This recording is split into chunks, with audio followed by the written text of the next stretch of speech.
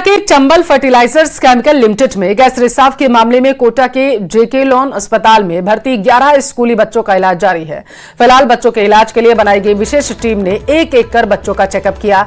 Medical college के principal doctor Sangeeta Saxena, जेके lawn अधीक्षक निर्मला शर्मा भी इस दौरान मौजूद रहे। फिलहाल अस्पताल प्रशासन की तरफ से अपडेट दिया गया है कि सभी बच्चे पूरी तरीके से सुरक्षित हैं, स्वस्थ हैं और अब बच्चों को NICU से सामान्य वार्ड में शिफ्ट किया जा रहा है।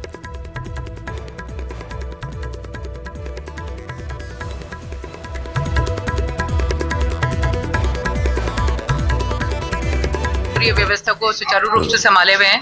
साथ ही डॉक्टर अमृता मेंगर जो कि HOD पीडियाट्रिक्स है, उनकी पूरी टीम यहाँ पे कल से जुटी हुई है। कल हमारे पास 11 बच्चे आए थे, जिसमें 10 लड़कियां और 1 लड़का।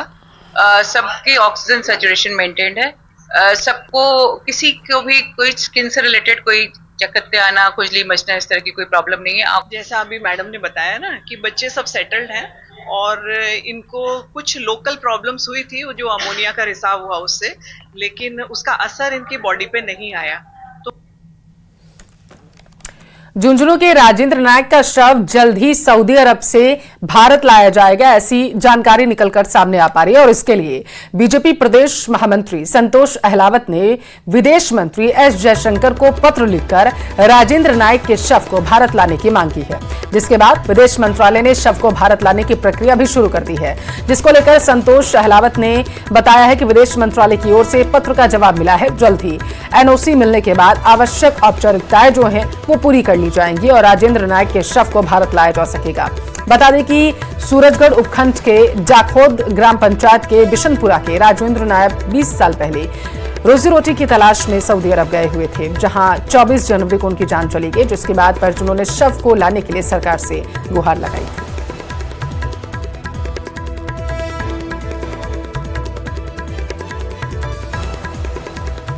सूरजगढ़ विधानसभा झुंझुनू के एक व्यक्ति बिशनपुरा के रहने वाले राजेंद्र नायक सऊदी अरब कमाने के लिए गए थे और वहां बीमारी के कारण उनकी मृत्यु हो गई। अब उनके बच्चे और परिवार अंतिम दर्शन के लिए भी तरस रहे हैं। मैंने विदेश मंत्रालय को पत्र लिखा था, मेरे पास उनका जवाब आया है कि विदेश मंत्रालय कंपनी के साथ बातचीत कर रहा है। जैसे ही पूरे पत्रावली वहां पहुंच जाएगी, वो शव को रिलीज कर देंगे। धौलपुर की मनिया, दिहौली और सदर पुलिस ने संयुक्त कार्रवाई करते हुए 10,000 के इनामी बदमाश हनुमान दास गुर्जर को गिरफ्तार किया है। हनुमान दास गुर्जर बीजेपी कार्यालय के बाहर हुई फायरिंग और थाना दिहौली पर फायरिंग के मामलों में वांछित था। बता दें कि कुख्यात लुक्का डकैत गैंग का सक्रिय सदस्य है और पिछले 10 महीनों से फरार चल रहा था। थाना प्रभारी राम नरेश मीणा के मुताबिक एरिया डोमिनेशन अभियान के तहत पुलिस टीम लगातार बदमाश की तलाश कर रही थी, जिसके तहत पुलिस ने खिरली रपट के पास घेराबंदी कर उसे गिरफ्तार किया। फिलहाल पुलिस अब उसके अन्य साथियों की तलाश कर रही है।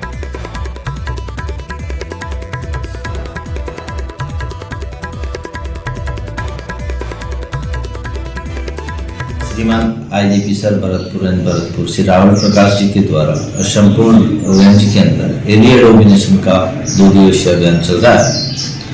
इसी के तहत श्रीमान पुलिस अधीक्षक महोदय धौलपुर श्री सुमित मेड़ा जी के द्वारा सभी थानाधिकारियों को निर्देशित किया गया था कि अभियान के द्वारा जो भी वांछित आरोपी हैं उनकी ज्यादा से ज्यादा धरपकड़ और कार्रवाई।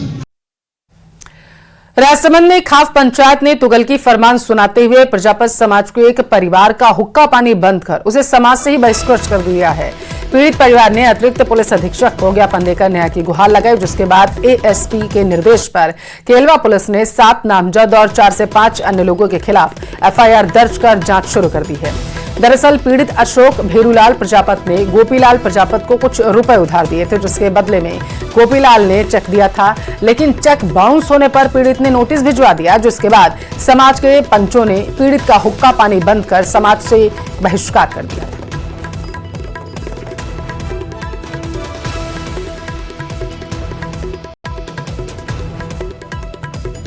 मैं बामन टुकड़ा गांव से हूं और काम धंधे नागपुर में करता हूं।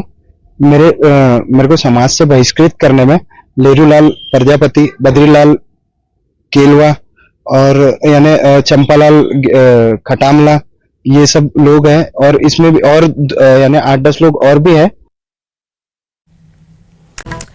दिल्ली रेलवे स्टेशन पर मची भगदड़ जानलेवा साबित हुई। बड़ी तादाद में यात्रियों की जान चली गई। ऐसे में कोटा रेलवे स्टेशन, जो कि दिल्ली मुंबई रेल मार्ग पर सबसे बड़े रेलवे स्टेशन में से एक माना जाता है, जिसको लेकर अधिकारियों की तरफ से रेलवे स्टेशन का दौरा किया गया। भीड़ वाली संभावनाओं और रेलवे स्टेशन की कमियों को लेकर तुरंत ही सुधार के निर्देश भी दिए गए। रेलवे के यात्रियों से बात कर उनसे भी फीडबैक जुटाने की कोशिश की जा रही है। कोटा रेलवे स्टेशन पर अलर्ट के बाद किस तरह के एहतियात बरते जा रहे हैं, रेलवे के अधिकारियों के साथ हमारे संवाददाता ने बातचीत की है, सुनिए।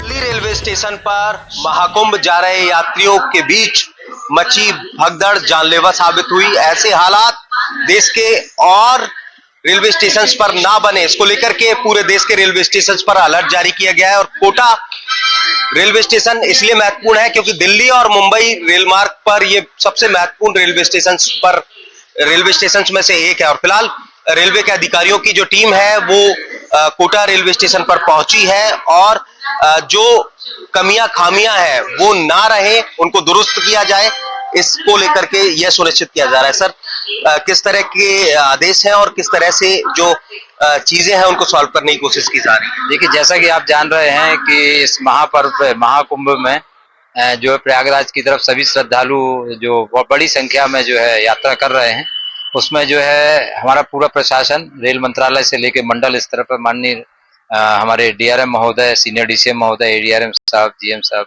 सभी लोग इसमें लगे हैं कि श्रद्धालुओं को किसी प्रकार की तकलीफ ना हो और विगत दिनों जो दुखद घटनाएं हुई वो दोबारा उन्हीं का रिपीटेशन ना हो। मैं स्टेशन डायरेक्टर की हैसियत से मेरे जो अधीनस्थ स्टाफ है, आरपीएफ है, डिप्टी एसएस कॉमर्शियल है, सीटीआई स्टेशन है, स्टेशन मैनेजर, उनके साथ टीम वर्क के साथ उनके साथ मैं विजिट करता हूँ और जहाँ भी इस तरह का क्राइसिस नजर आता है यात्रियों को हम समझाते हैं और उनको प्रॉपर प्लेस पर बिठवाने का पूरा व्यवस्था करते हैं। धन्यवाद। तो प्रॉपर अरेंजमेंट्स हैं और जो कमियां हैं उनको कोशिश की जा रही है कि दुरुस्त किया जाए, ताकि अगर भीड़ जैसे हालात बनते हैं तो आरपीएफ के साथ में उसको कंट्रोल किया जाता है, लोगों की समझाइश की जाती है। और फिलहाल दिल्ली की घटना के बाद जो है वो अलर्ट जारी किया है। इसके बाद में उस अलर्ट का असर कि रेलवे के सभी अधिकारी फिलहाल तमाम जो पॉइंट है उनको क्लियर कर रहे हैं ताकि किसी तरह की कोई कमी खामी ना रहे और उस तरह के हालात दोबारा ना बने। हिमांशु मित्तल, न्यूज़ 18 कोटा।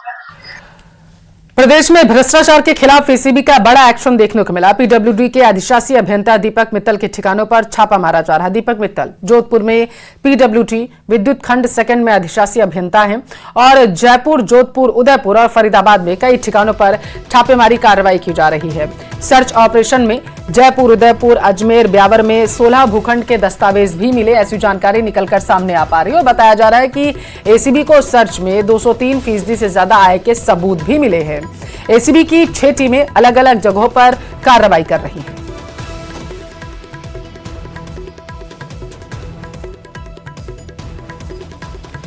जयपुर, उदयपुर, अजमेर के साथ ब्यावर में लगातार जो है एसीबी की टीम कार्रवाई कर रही है। अभी भी छापेमारी की कार्रवाई जो है वो जारी है क्योंकि टीम को ये संभावनाएं मिल पा रही हैं कि आगे और भी सबूत जो है मिल सकते हैं आय से ज्यादा संपत्ति के मामले में। भ्रष्टाचार के खिलाफ एसीबी का ये सबसे बड़ा एक्शन देखने को मिला है। 203% से ज्यादा बताया जा रहा है कि यहाँ पर व्यवस्थाएं जो है मिली हैं, ज्यादा आय के सबूत मिले हैं, ये जानकारी निकलकर सामने आ पा रही है एसीबी की टीम को। और यही वजह है कि पीडब्ल्यूडी के अधिशासी अभियंता दीपक मित्तल के कई ठिकानों पर एसीबी की टीम इस वक्त मौजूद है, चाहे वो जयपुर की बात करें या उदयपुर की।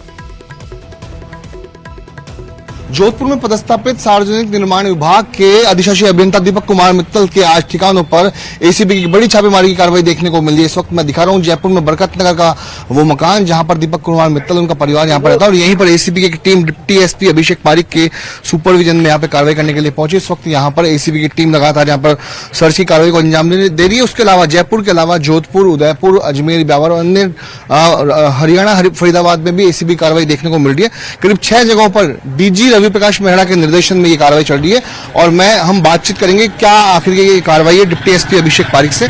सर, आपकी टीम यहाँ पहुंची है, क्या है पूरा मामला? दीपक मित्तल हैं, पीडब्ल्यूडी एक्शन है, अभी जोधपुर पोस्टेड हैं।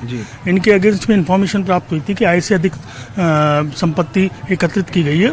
उस इनपुट पे एफआईआर रजिस्टर्ड की गई है कल एसीबी में, और उसके इन्वेस्टिगेशन में कोर्ट से वारंट लेके आज इनके निवास स्थान पर सर्च की कार्रवाई चल रही है, और इनसे रिलेटेड 3 और अन्य स्थानों पर भी सर्च की कार्रवाई चल रही है। अब तक क्या कुछ सामने आया भाई साहब?